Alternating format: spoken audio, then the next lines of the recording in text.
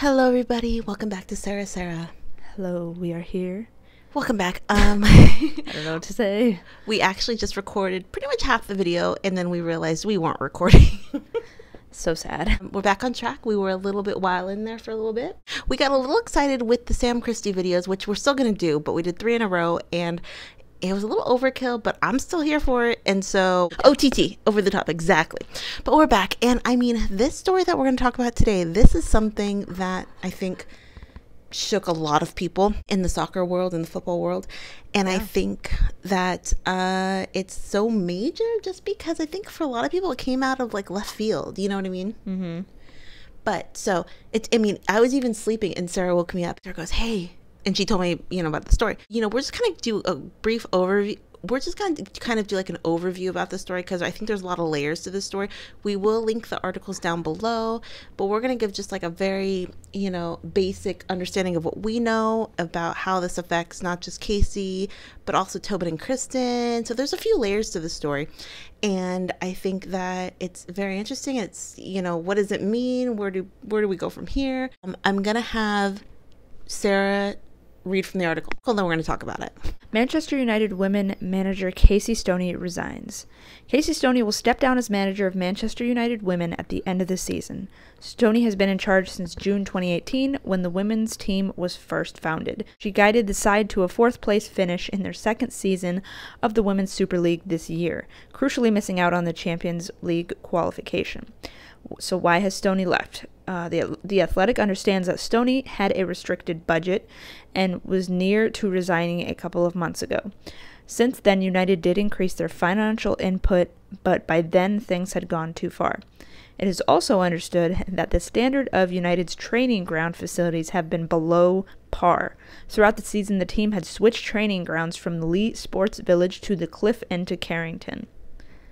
So what's next for Casey Stoney?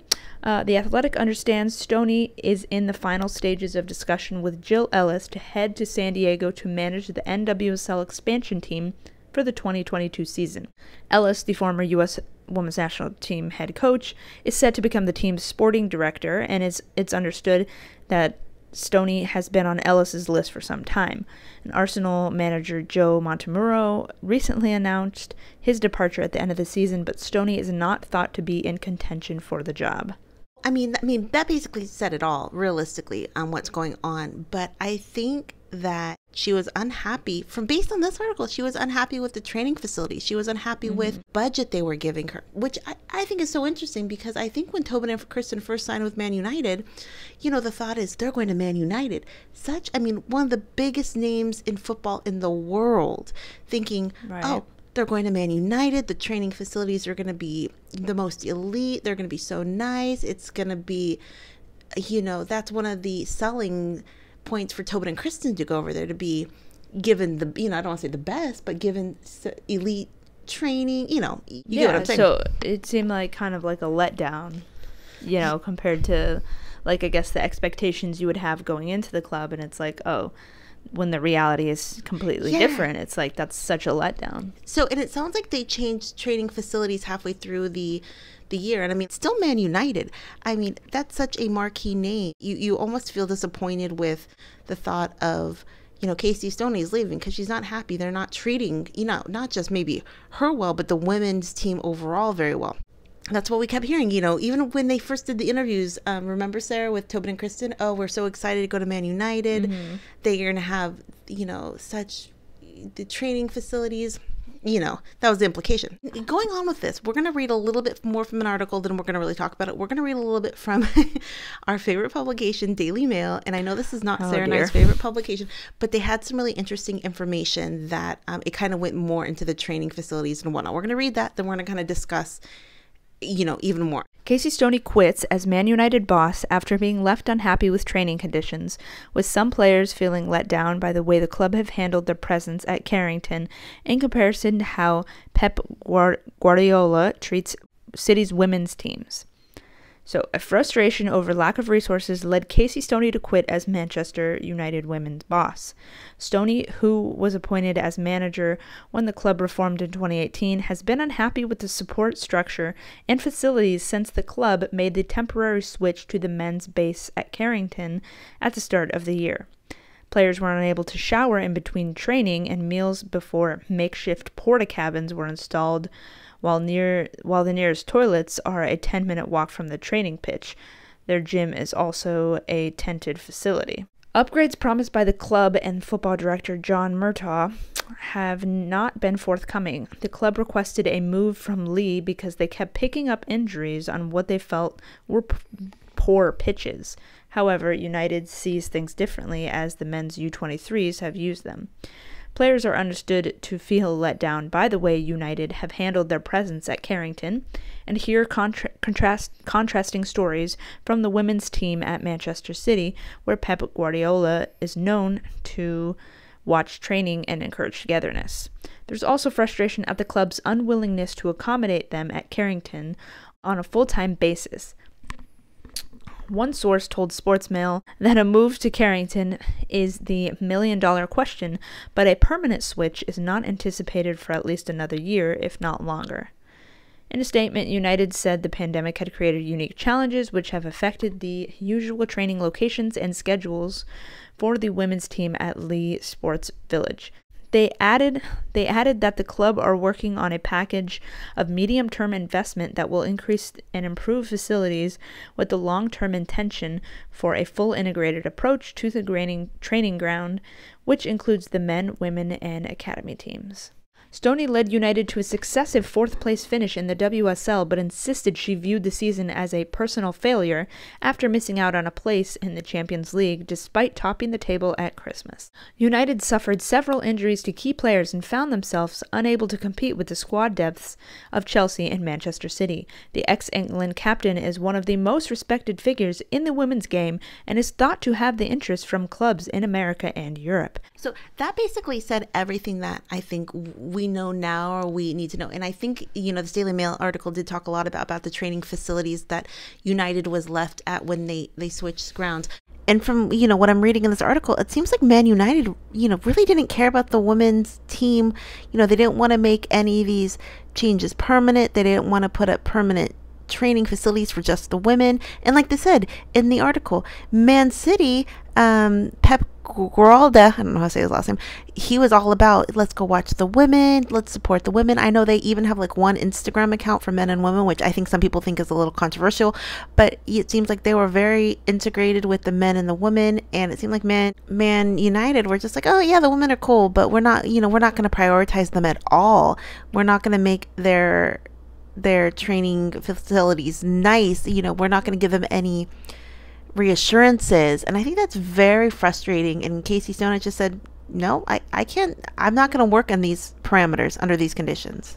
With a team like Man United with so much resources and capital for, the team overall, whether it's men or women, if the women aren't happy or this isn't an acceptable training for the women, that's it.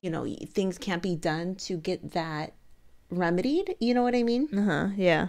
That was one of my first thoughts also, especially when, Casey Stoney's asking for this or that. It's just like, oh, there's no budget for you. Sorry, you're going to, even if they had to switch, porta cabins and walking 10 minutes to go to the bathroom. I mean, that seemed unacceptable. That's almost abuse of the bladder. That Casey was unhappy saying, I can't perform the way I need to perform without not just not getting the money that I need, but you having money and not allocating that to the team, not giving that to the team, not letting this team prosper in the way that it could. Because we remember when Christen and Tobin first came over to Man United, they outsold, their jerseys outsold the men's players for a little bit. You know what I mean? Let us not forget history. Herstory. So it's like she's saying, we have the ability to be a huge money maker, but you have to put the money in the team to begin with. Not just that, if you remember at the beginning of the season, I mean, Man United was top of the table. They were undefeated. They were winning. And then about Christmas, when it talks in the article, it's just they had injuries. You remember Christen getting sick and then had injuries on the team.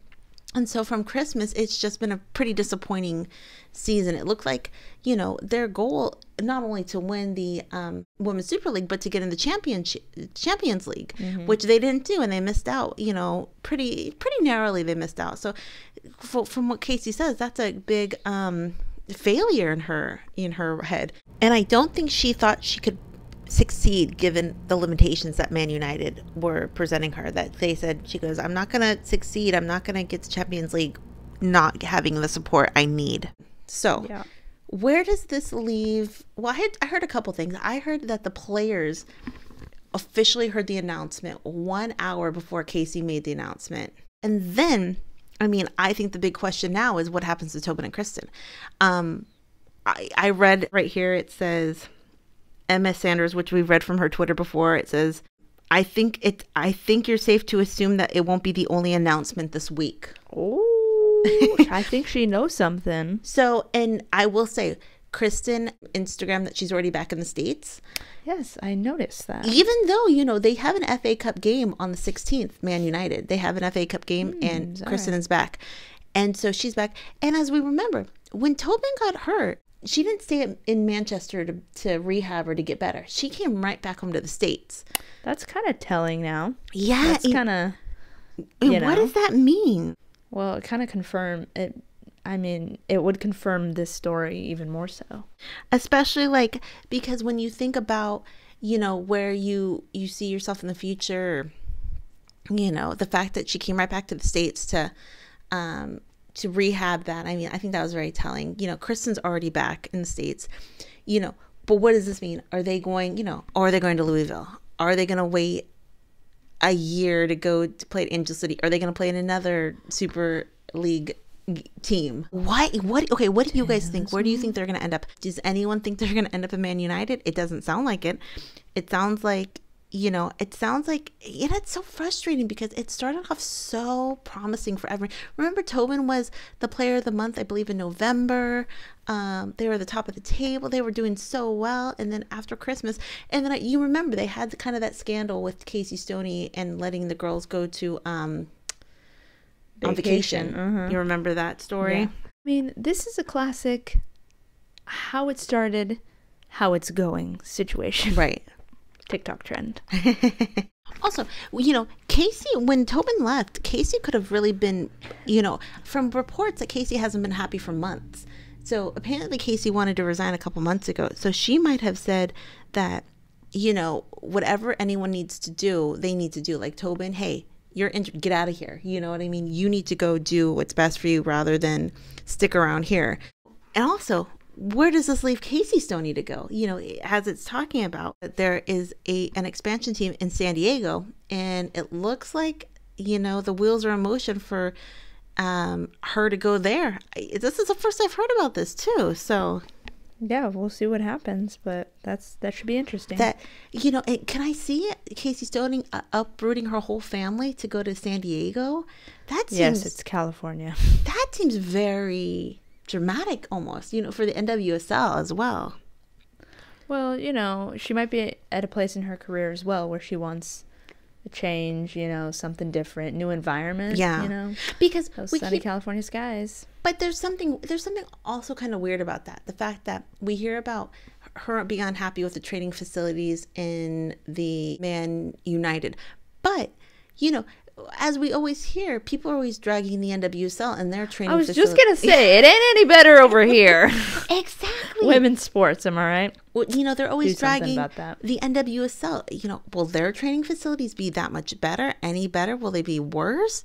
I guess that's another question is, we always talk about grass is always greener mentality. It's almost kind of ironic. Tobin and Christen leave to go to be, grass is greener maybe in the UK, but they find, hey, this isn't the best situation. Same kind of thing for Casey to possibly come over to the States. Does she know what she's going to get herself into? I'm sure she does. She's a professional, but it's like, will the training facilities be up to her level here? Yeah, how do we start this movement where we get better training facilities, better resources for women's sports in general? It also says, I'm reading from this on Twitter, it says, Stoney has also been attracting interest from clubs all over the world, and sources have said that she is a target for Portland Thorns. She also is reportedly wanted by the NWSL expansion San Diego team, which Mark Parsons is leaving the Thorns after this season. So could Casey Stoney end up at the Thorns, you know? Would she do Tobin dirty like that? Oh, yeah, that's interesting. Or get her back. Get her back. No, I'm just kidding. Because, you know, we do know the Thorns training facilities, they are top notch when it comes to NWSL and training and giving their players what they need. So would Casey want to go there? But I will say, if Jill Ellis is, if she is involved with San Diego, Jill Ellis isn't going to take anything but the best, I think. You know what I mean?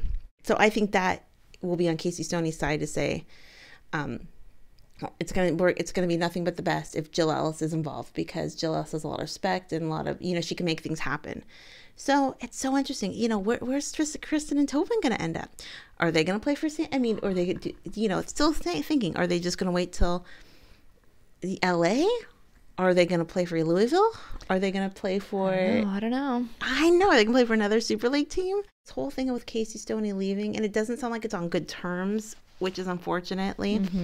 And also, you know, what's going to happen to Man United? They had such a promising start of the season, and players like Ladd, Hansen, Galton, they'll sign contract extensions. They did it before they knew Casey Stoney was leaving. But I will say, sometimes even if something's not announced, Christen also made reference to in an interview saying, you know, there was a lot of things going on behind the scenes. So, I mean, the players knew maybe something was going on. Right, yeah. I guess it's disappointing to know that things started out so well and it's ending so sour in a way. You know what I mean? Casey and Tobin and Christen all seem to like be on the same page with things, and just to go from there to, you know, having a disappointing season in a lot of people's eyes, it's just, I don't know, no fun. It's disappointing. And I will say, Christen is back, and this is kind of not about soccer, but she posted a picture of her getting her vaccine. Did you see that, Sarah? No, was it on her story? Yeah, it was on her story, and it said... Oh, maybe she came back for the vaccine. She came back, and I keep saying it's the most ironic thing in the history of pandemics, but... Can we bring in the CVS story now? But I think she got her vaccine at CVS. Sarah, you have to tell the iconic CVS vaccine story. Okay, I'm going to tell my story. So it's pretty much soccer talk is talk. I'll tell you my story. But I will say this thing about Christen's vaccine. So she got it. You know, you're in the UK, and they're not giving it to, you know, younger people yet in the UK unless you have a medical condition. Christen's back in the USA for 2 days. She's already had it. Oh dear, isn't that ironic when you think about how many people in the USA don't follow guidelines? They just freak it. Oh, but they can just get it right now because why do we deserve it? Yes, We're probably the most undeserving country. I think it's ironic and not fair in a lot of ways, because Americans didn't take things seriously, yet we get so much of it here that when I was in San Francisco, I was watching a report on the TV saying they were offering free pizza, like pizza parties and like gift cards to get people to come get the vaccine. Oh God, I would go and get it 5 times. This is my 5th dose. No. Isn't that wild? So, okay, I'm going to tell you my quick story. So no more soccer talk, but I'll tell you my quick vaccine story. So I got my first vaccine right before I left for California. So I got it April 20th. And I got it at CVS. So they had me schedule my second vaccine for 3 weeks later. So I went to get my second vaccine, which was, what day would it have been, Sarah? Tuesday. It was May 11th. I believe it was May 11th. Yeah. So I have my appointment scheduled for 10:30, and I thought, okay, so I go in there, and where I first had it, they usually had someone checking people in for the vaccines, and I don't see that person there. So I'm like, okay, this is weird. And then I go to the side where the vaccine last time was administered, and I don't see like a nurse there or anything. And so I go to the pharmacy, just so I go to the pharmacy. I go, hi, yeah, I'm here for my second vaccine. I have an appointment and everything. And the gal goes, oh, those don't start till 11. I'm like, okay. And I said, well, I had an appointment at 10:30, and I showed her my phone, and it said 10:30. She goes, okay. She goes, go to the drop-off window. So I go to the drop-off window, and then the gal's like, hey, how's it going? I go, yeah, I have an appointment at 10:30 for my vaccine. She goes, so for some reason they're letting people schedule the vaccine earlier than we have the nurse here. So she goes, you can either wait around till the nurse gets here at 11, which at that point would have been 40 minutes away because I got there 10 minutes early, or you can just come back anytime throughout the day because, you know, they screwed up or whatever. I go, okay. I said, well, I'll just wait because I was already there. So at the front of the store, they have someone checking people in when the nurse gets there. But since the no nurse was there was no one checking people in. There was a little table with a little stool with, like, you know, a clipboard in front of them. So I thought, well, I'm first in line. I'm just going to sit in this stool because why not? First in line, I'm going to sit in the stool. So I'm sitting there, have my mask on, and it's at the very front of the CVS. And so I'm just sitting there, and I'm noticing as people are walking in, I think they think I'm the person who was supposed to be checking the vaccine recipients in. I think they think I work there, and then they start to think I do work there. Yeah, and why is that, Sarah? Well, why would they think that? So this one lovely lady comes in and she starts telling me all about her first vaccine, and then she starts asking me questions about the vaccine. I was kind of interested in her story, so I started asking her questions. I started asking her questions like I worked there, because I was like saying, oh, so do you have an appointment? I was pretending I worked there. You're like, what is your first, is this your first or second vaccine? Yeah. Oh my God. What time's your appointment at? Your appointment? Because I told her, I said, well, I'm actually in line to get the vaccine. I don't work. She goes, oh my God, I thought you worked there. After you acted like you worked there, and you're like, oh, just kidding. I actually don't work and here.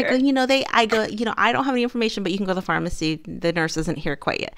Then another gal comes in, same kind of thing. She came in, she was like, so I was wondering, I don't have an appointment today, but can I make an appointment? And I'm like, well, is this for your first or second vaccine?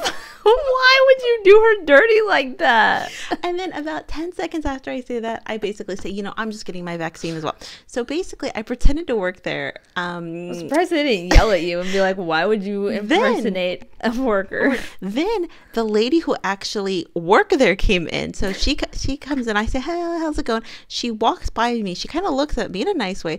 Then she starts walking to the back. And then about 5 minutes later, she comes up, and I know that she's there to sit in my chair that I'm sitting in. You work and she here. goes, I go, oh, hi, do you work here? She goes, yeah. She goes, when I walked in, I thought they would have replaced me with you. Because you looked like you would work there. I go, yeah, no. I said, I was just waiting in line because I was here early because they had screwed up on the time. She goes, oh, I thought, I didn't need to be here. They hired someone new.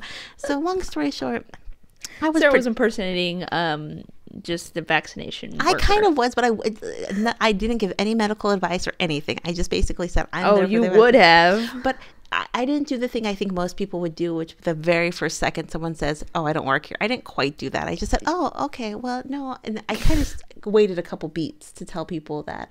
But why would my mom do the same exact thing that you did too? Sarah's mom would do the same thing. My dad would probably do the same thing. I would not. I would be like, dude, I don't work here.